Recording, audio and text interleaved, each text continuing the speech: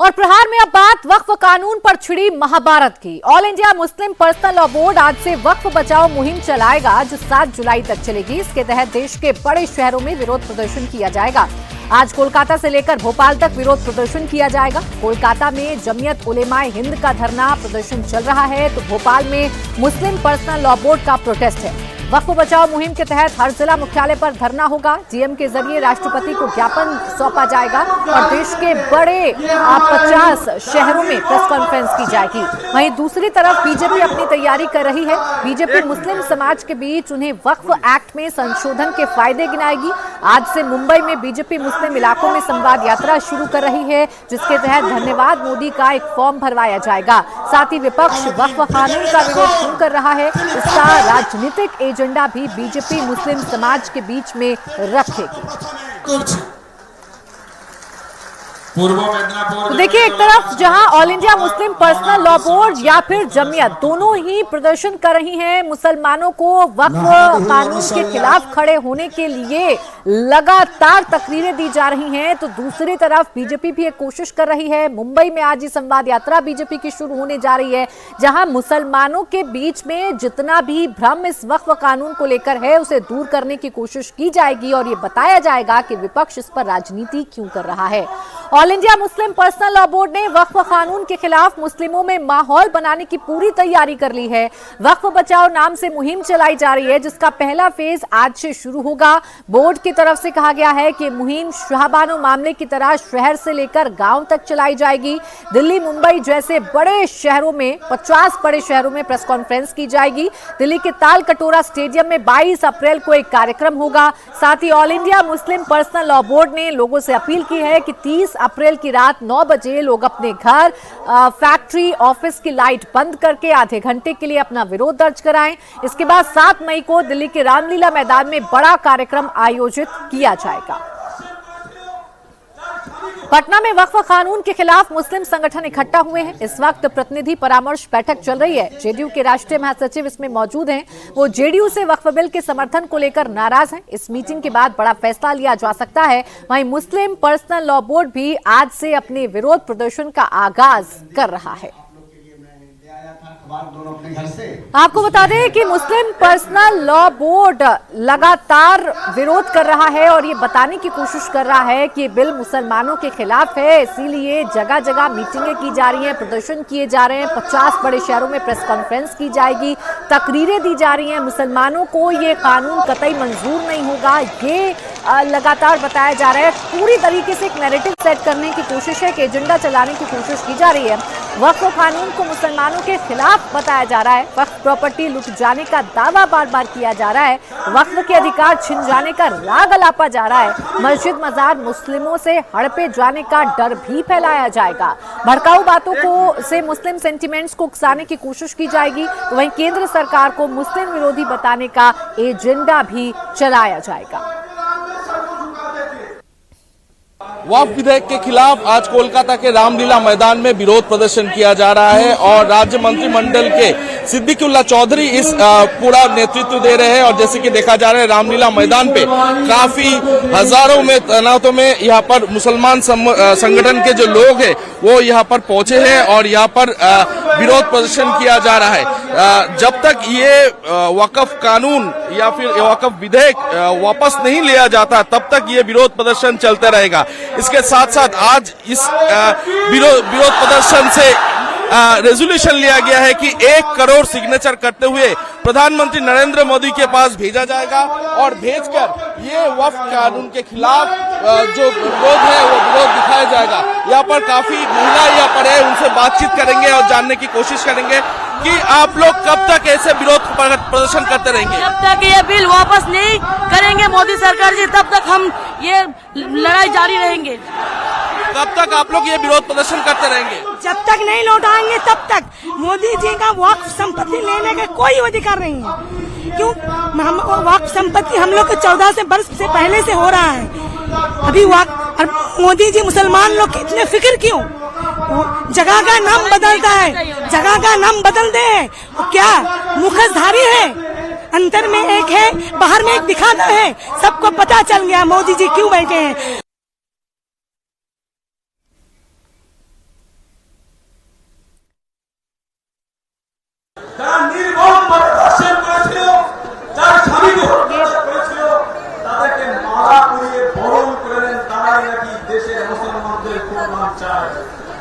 महिलाओं को हक दिलाने का हम जब तक हमारे बदन में खून है हम आखिरी खून तक लड़ते रहेंगे इंशाअल्लाह ताला।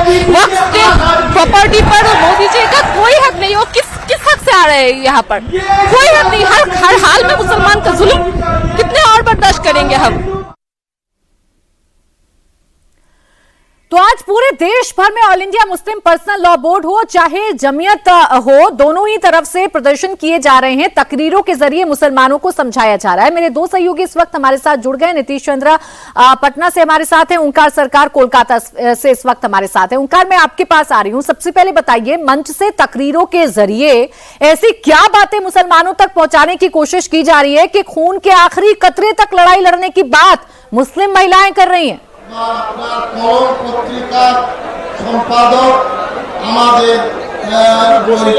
देखिए, सबसे पहले तो ये कहना चाहूंगा कि जमायत उलेमा हिंद की तरफ से आज ये प्रोटेस्ट किया जा रहा है कोलकाता के रामलीला मैदान पे। और रामलीला मैदान से जैसे कि देखा जा रहा है हजारों तादाद पे मुस्लिम संगठन जो है उस संगठन के काफी सारे लोग यहाँ पर पहुंचे हुए हैं रामलीला मैदान पे।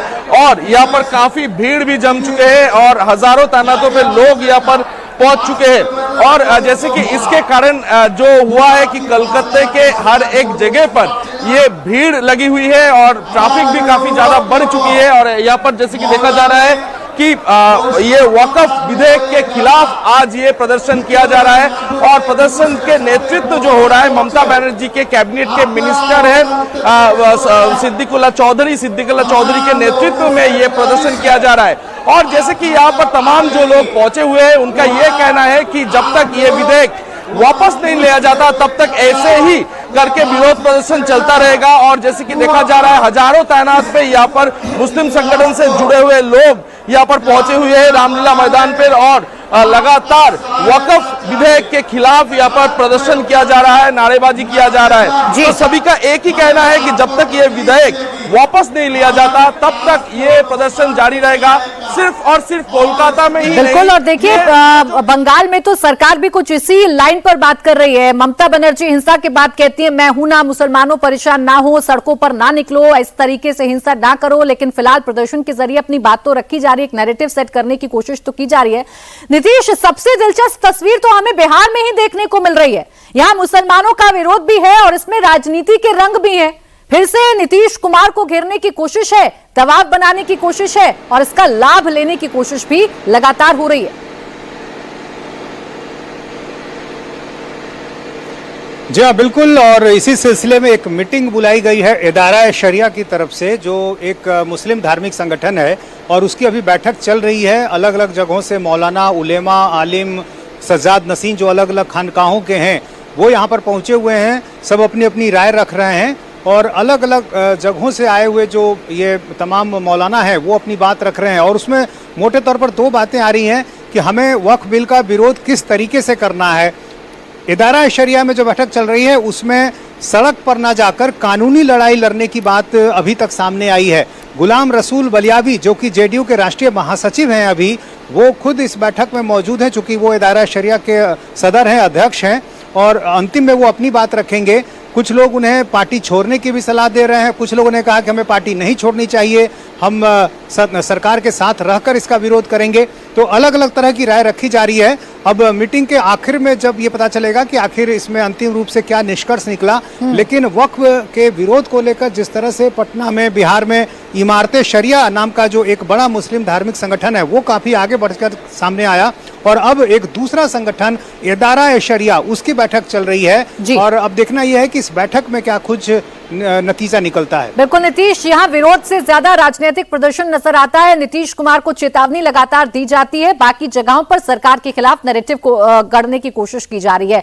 भोपाल की अगर अनुराग बात करें तो यहाँ क्या संदेश इस प्रदर्शन के जरिए दिया जा रहा है या क्या तकरीरें दी जा रही हैं, क्या कहा जा रहा है मुसलमानों से जो वो आखिरी दम तक लड़ाई लड़ने की बात कर रहे हैं? निश्चित तौर पर वक्फ बचाओ मुहिम के तहत जो धरना आज से शुरू होना है, 7 जुलाई तक चलना है। पहला चरण जो है देश भर में आज है, 10 जुलाई से लेकर 10 तारीख से 10 अप्रैल से लेकर 7 मई तक का।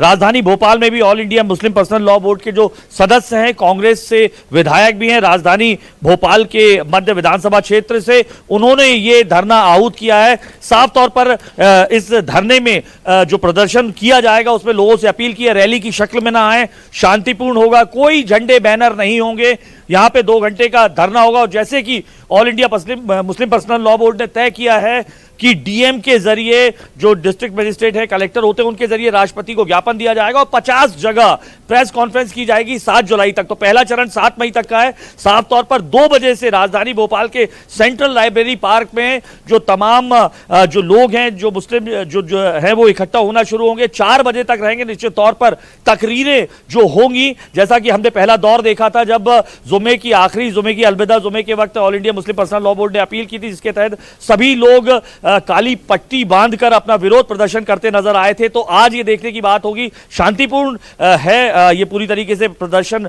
रहेगा, जैसा कि खुद आरिफ मसूद ने अपने तमाम लोगों से एक वीडियो मैसेज के जरिए ये कहा है। किसी तरीके का झंडे बैनर नहीं होंगे और किस तरीके की तकरीरें होती है, साफ तौर पर सड़क से लेकर अदालतों तक अनुराग लड़ाई लड़ने के लिए मुस्लिम पक्ष को तैयार किया जा रहा है और उसमें मददगार होंगी ये तकरीरें जो लगातार मौलानाओं की तरफ से दी जा रही हैं, जिसमें मुसलमानों को ये समझाया जा रहा है कि आपकी मस्जिदें छीन ली जाएंगी। शुक्रिया आप तीनों का हमारे साथ जुड़ने के लिए, तमाम जानकारी हमें देने के लिए। तो एक तरफ मौलाना वक्फ कानून के खिलाफ मोर्चा खोल रहे हैं, तो दूसरी तरफ सियासत भी थमने का नाम नहीं ले रही। लोकसभा में नेता विपक्ष राहुल गांधी माइनॉरिटीज को डरा रहे हैं, वो वक्फ कानून को संविधान के खिलाफ बता रहे हैं, लेकिन बीजेपी वक्फ को लेकर राहुल गांधी से सवाल पूछ रही है। वक्फ बिल फ्रीडम ऑफ रिलीजन पर आक्रमण है, कॉन्स्टिट्यूशन पर आक्रमण है।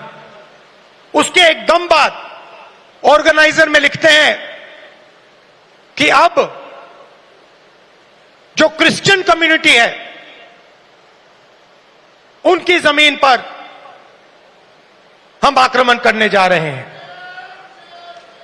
और उसके बाद जो हमारे सिख भाई हैं आपके पास भी आएंगे। तो आप ये मत सोचिए कि ये आप पर आक्रमण नहीं है, और ये एंटी कॉन्स्टिट्यूशन है और anti freedom of religion act है। लेकिन राहुल गांधी के टिप्पणी के जवाब में मुझे उनसे 3 सवाल करने हैं। राहुल गांधी जी, ये बताइए कि वक्फ की जो 8 लाख से अधिक संपत्ति है, इस पर कोई अस्पताल, स्कूल, अनाथालय, स्किल सेंटर आदि नहीं बना है गरीब मुसलमानों के लिए, बेटियों के लिए। इसे आप ठीक मानते हैं, गलत मानते हैं? राहुल गांधी जी, मुझे आपसे दूसरा सवाल पूछना है कि अगर मुस्लिम समाज की जो बेवा हैं, बहनें हैं, खवातीन हैं, विधवा हैं, उनकी तरक्की के लिए वक्फ में सुधार हो रहा है, तो आपको परेशानी है क्या? तीसरा, आजकल आपको ओबीसी का चिट किसी ने पकड़ा दिया है। वक्फ के संशोधन के माध्यम से अगर पिछड़े, अति पिछड़े, पसमानदा मुस्लिमों के विकास की चिंता हो रही है, तो आपको परेशानी है क्या? सिर्फ राहुल गांधी ही नहीं, विपक्ष के तमाम नेता वक्फ कानून को लेकर सरकार को कटघरे में खड़ा कर रहे हैं, सरकार की नीयत पर सवाल खड़े कर रहे हैं। ऐसे ही तेजस्वी यादव वक्फ कानून की लगातार खिलाफत कर रहे हैं। वो बीजेपी तेजस्वी यादव को गरीब मुस्लिमों का विरोधी बता रही है। हम तो पहले बोले थे कि भाई जो कानून जो भी है वो असंवैधानिक है, हम लोगों ने तो इसका विरोध किया है। हम तो इसका विरोध कर रहे हैं, वो किसका विरोध कर रहे हैं कि कुछ भी ले, लेकिन उनके पार्टी में अगर ये सवाल उठ रहा है, हम तो नहीं उठा रहे उनके पार्टी को, हम तो अपना स्टैंड ले रहे हैं, लेकिन उन्हीं के पार्टी में इतना विरोध हो रहा है, उनको जाके बताए ना भाई। लगता है तेजस्वी जी की सरकार बनना है नहीं, और संसद से जो कानून पास होता है उसको पूरे देश में लागू होता है, और संसद पूरे देश का है। और ये गरीब पसपंदा मुसलमानों के खिलाफ हैं तेजस्वी यादव। वो नहीं चाहते हैं गरीब मुसलमानों को और महिलाओं को हक मिले।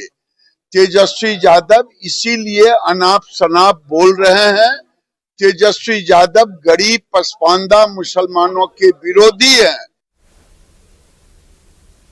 वहीं दिल्ली में बीजेपी की वक्फ कानून को लेकर वर्कशॉप चल रही है। इसमें बीजेपी अध्यक्ष जेपी नड्डा मौजूद हैं। देश भर से बीजेपी अल्पसंख्यक मोर्चा के सदस्य भी इसमें पहुंचे हैं और इस बैठक में आगे की रणनीति बनाई जाएगी कि अगर विपक्ष सरकार के खिलाफ नैरेटिव चला रहा है तो मुसलमानों के बीच में जाकर कैसे उन्हें इस कानून के फायदे बताने हैं, कैसे बताना है कि इससे पसमानदा या ओबीसी मुसलमानों का फायदा होगा, महिला का फायदा होगा, इससे जो वक्फ प्रॉपर्टी पर अवैध तरीके से कब्जे किए गए हैं उनको छुड़ाने में मदद मिलेगी। इन तमाम रणनीति पर इस बैठक में चर्चा की जाएगी।